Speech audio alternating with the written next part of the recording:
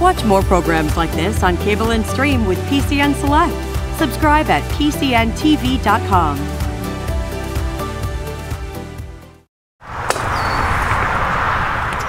I'll tell you, that man Meade, I don't know where he comes off talking about Gettysburg, but here I am. You probably don't know who I am. To my friends, I'm called Sickles the Incredible.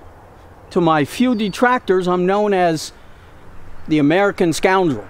But to my troops of the valiant 3rd Corps of the Army of the Potomac, I'm known as Devil Dan. Yes, General Dan Sickles, commander of the 3rd Corps of the Army of the Potomac, fighting on the battle at Gettysburg on July 2nd, 1863. And that's what I'm going to talk about now. And the reason I'm upset right now is because I got a problem with the Army of the Potomac's commander, General George Gordon Meade, who you've probably already met. I have to sit down and talk about this. Well, anyway, I'm Dan Sickles. I lead probably the most colorful career of any of the generals who fought in the War of the Rebellion. Before the war, I was a congressman from the great state of New York. If there's any Tammany Hall Democrats watching me today, thank you. Vote early, vote often, as we say in Tammany Hall. As a congressman representing New York, Manhattan, I was good friends with President Abraham Lincoln, and I lived right across the street from the White House. And one day in 1859, a man called Barton Key, you might recognize the last name Key because Barton Key is the son of Francis Scott Key, who wrote our American national anthem. But unfortunately for him and me, he started to have an affair with my very young wife.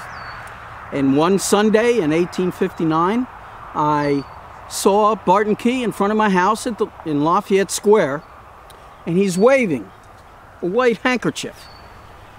I run upstairs, I grab a pistol, I come outside, Barton Key is walking away. I run after him, I say, "You've dishonored my family, you've dishonored my wife." And I shoot him dead, right in front of the White House, Lafayette Square. I'm put on trial, and after a 32-day trial, a unanimous not guilty plea is rendered in my favor. Not because of temporary insanity, which some people say I had, but because I was just doing what a good congressman would do in Washington City, a southern city, and I was acquitted by a jury of my peers, all 12 unmarried men, because couldn't figure out that a married man would be able to render an impartial judgment in the case. I'm found innocent, but unfortunately, I was shunned after that by congressmen because I took my wife back after she had been in an adulterous relationship. During the beginning of the war, I raised the Excelsior Brigade, Sickles Excelsior Brigade, the only brigade of United States volunteers. Every other volunteer brigade was raised by a state. But because I was friends with Abraham Lincoln, I was able to raise a brigade of United States volunteers. We fought in the Peninsula Campaign, our first battles. I was one of the first generals to actually go up in a balloon to see what the Confederates were doing on the other side of the mighty Potomac. I raised the Excelsior Brigade. We fought in the Peninsula Campaign. We were at Fredericksburg, and I eventually become Corps Commander prior to the Battle of Chancellorsville in May 1863.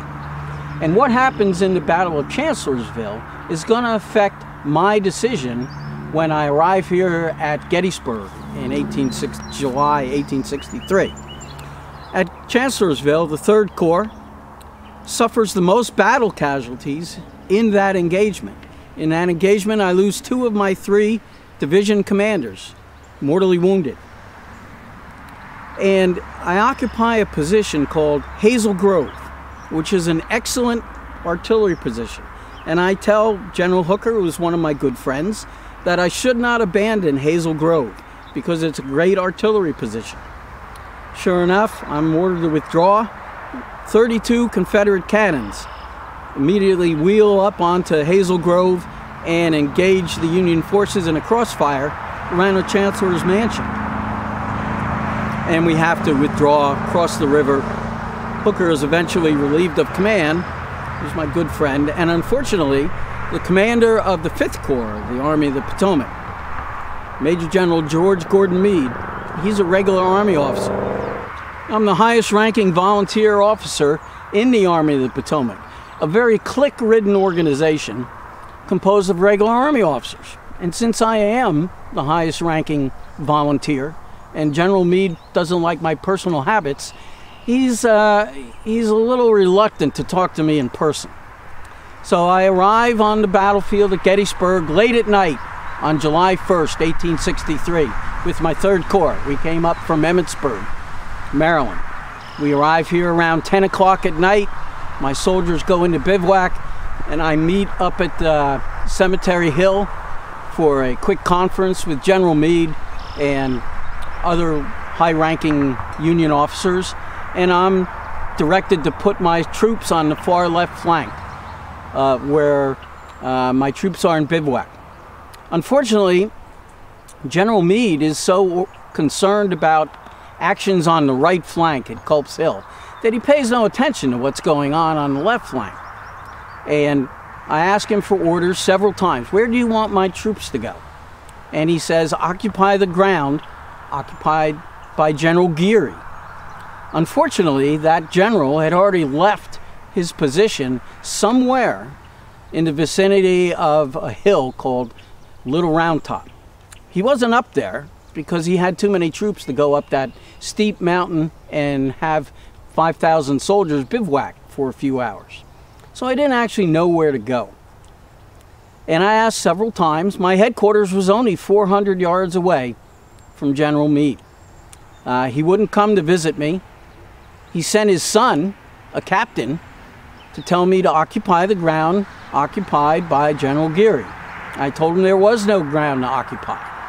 I'm going to occupy what I think is the terrain I'm supposed to be at. It's 2 times as long as any other corps, and it's in the worst defensive position that you could possibly be in Gettysburg. Most of my corps is in a swamp, on very low ground, lowest ground on the battlefield, near Plum Run. And I'm there most of the morning, and I'm sending reports back to General Meade. Would you please come and tell me where you want me to go? I get no response. The only response I get is every general thinks that the main attack is going to come on his front. So here I am in the morning of July 2nd, and out in front of me is this very prominent terrain feature, perfect for artillery, just like at Hazel Grove a month earlier. And I decide, since General Meade had given me complete latitude to occupy the ground as long as you're generally where I think I want you to be. And I'm sitting there and I'm looking, and I send out a brigade of sharpshooters, or a regiment of sharpshooters, 2nd U.S. sharpshooters.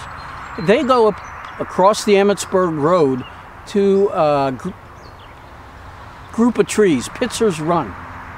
And lo and behold, Colonel Berdan finds out that Confederate troops are moving in force around toward my left flank. Again, I tell General Meade that we have troops, a large number of troops assembling on the left flank. What do you want me to do? And since I am General Sickles and I am going to make a decision in the absence of any other orders, I move my men forward to what eventually would become a controversial location. I move my men out to what's called the Peach Orchard along the Emmitsburg Road. And off to my front and moving across to my left flank are thousands of Confederate soldiers accompanied by artillery. And I disrupt what turns out to be General Lee and General Longstreet's plan of attack for July 2nd. They were going to come up the Emmitsburg Road. But all of a sudden, 10,000 good soldiers from the Diamond Corps, 3rd Corps of the Army of the Potomac, are out on that position. General Longstreet is immediately put off. He doesn't want to make an attack at all. So my troops are out there. At around 4 o'clock in the afternoon, General Meade finally decides he's going to come out and look at my position. He had already sent General Henry Hunt out there, a very good staff officer, I might add, and he said it was a good position for artillery. He thought I didn't have enough troops. I thought I did. So I'm occupying this key terrain along the Emmetsburg Road. We have a thunderous artillery engagement. Starts about 4:15 while General Meade is out there. I asked General Meade, do you want me to withdraw? He says, no, it's too late.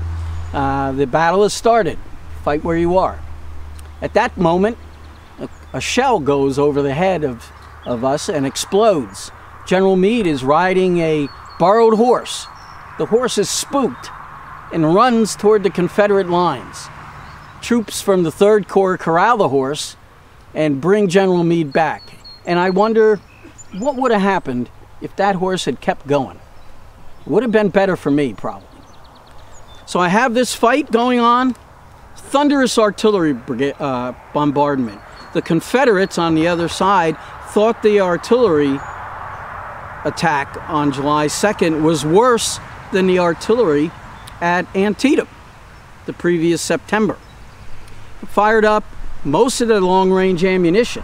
And remember, in the Civil War, artillery was very good at close range and not so good at far distances. And because I'm on the defense, my cannon are able to engage the Confederates quite successfully. Many casualties. I force the Confederates to totally abandon their plan of attack up the Emmetsburg Road. Hood's division of Longstreet's Corps ends up diverging off toward what's called a hill called Little Round Top. There's no troops up there because it's not a very good position except for signalmen who are up there at that moment. We, as Longstreet's men attack, and I'm eventually forced back in the peach orchard by Colonel Barksdale's Confederate brigade, who hits the corner of the salient and forces my men back. You're going to talk to Mary Tepe, a vivandier of the 114th Pennsylvania, Colossus Zouaves, who was actually at that salient angle at about 6 o'clock on July 2nd, 1863. My headquarters is just below the peach orchard at a place called the Trossel Farm. And as my soldiers are engaging the Confederates, I'm on my horse and I'm going to go up to the front line. I'm standing near the barn at the Trossel Farm, and a cannonball whistles over the head of my Excelsior Brigade and just clips my right leg. It shatters all the bones in it. I fall off my horse, and a soldier passing by sees me on the ground, and he takes a knapsack strap off and he puts it around my upper right thigh and stops me from bleeding to death. The cannonball had hit me so lightly that my horse didn't even move when I was hit, and I just reeled and fell off the saddle. The strap along my leg keeps me from bleeding to death, but the word spreads that I'm mortally wounded, that General Sickles is dead. And I don't want my soldiers to think that the heart of the 3rd Corps has been torn asunder from them. So I'm put on a stretcher, and as I'm put on that stretcher, I ask my senior aide to give me a cigar. And I start smoking it while I'm on my stretcher to let my soldiers know that I'm not dead. So I get carried off the field, and my leg is quickly amputated as a result of the second day's battle. Over there in the peach orchard, the wheat field, Devil's Den, I completely demoralized Lieutenant General Longstreet. He doesn't want to do anything. He doesn't want to attack the Union Army anymore, which will probably play into the hands of General Meade if we have a battle on July 3rd, 1863,